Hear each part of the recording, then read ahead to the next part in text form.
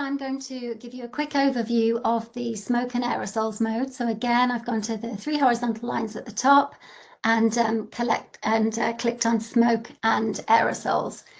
So this mode subsets the areas that we consider most useful for tracking the transport of smoke.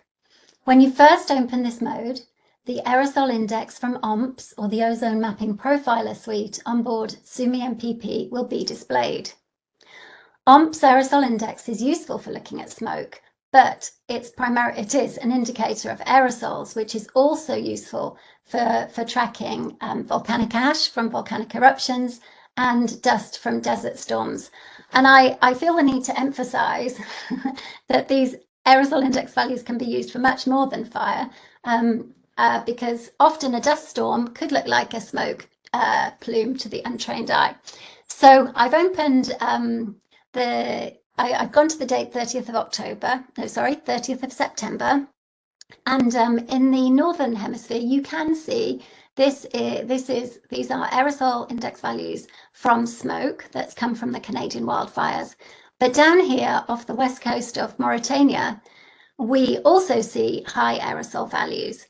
But these are actually dust from the Sahara Desert and not smoke. And to illustrate that point, what we could do is we can put on the fire data, and you'll see that there's no huge sources of fire which could cause smoke. And the other thing that you could do to double check is you could turn on something like the MODIS corrected reflectance imagery. And so if we just zoom in here, and if I change the opacity on the aerosol index, you can actually see some of the dust blowing into the ocean. So I just wanted to highlight that because we're using the aerosol index to track smoke in firms, but there are other applications too, and I just wanted to make that clear. All right, so I'm just going to switch gears now to actually look at some aerosol indices that demonstrate smoke. So for this example, I've selected June the 6th, so I used the calendar to select June the 6th. And this was a date when the smoke from the wildfires in Canada caused a dark orange haze that covered New York and much of the eastern seaboard. And since aerosols can be suspended in the atmosphere and carried in prevailing high altitude wind streams, they can travel great distances from their source, impacting air quality in areas far from the source of the fire. And in this case, to see where the smoke originates from, we'll turn on the active fires. In this case, I'm going to put on a week's worth of active fires.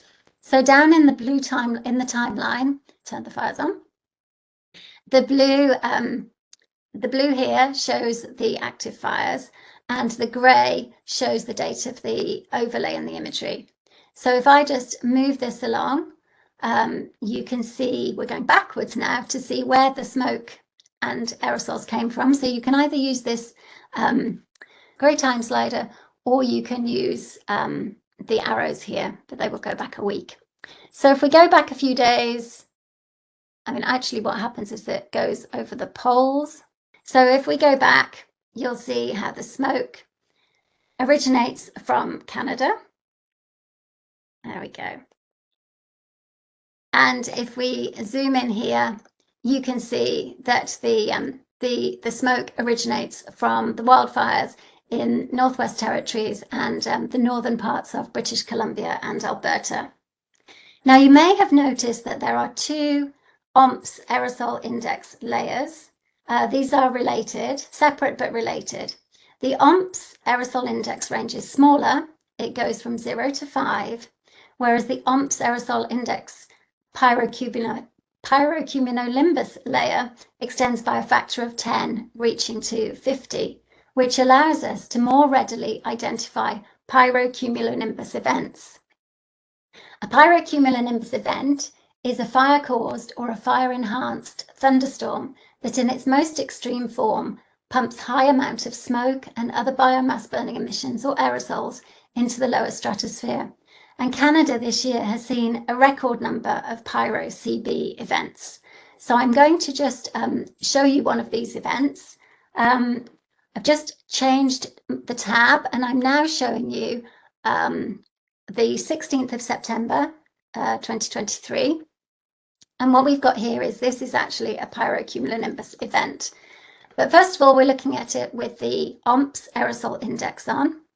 But you can see that the values go up to 5. If we zoom right in and put on the corrected reflectance imagery is on. If I turn this off or to change the opacity, you can see that we have this huge fire-induced smoke, a storm, okay?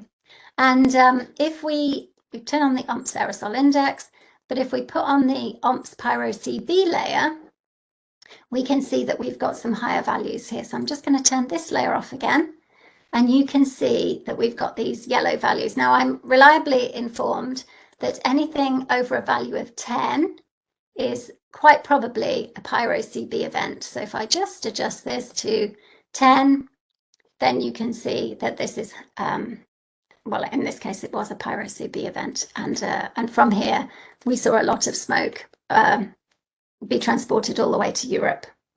That's what I wanted to show you briefly on smoke.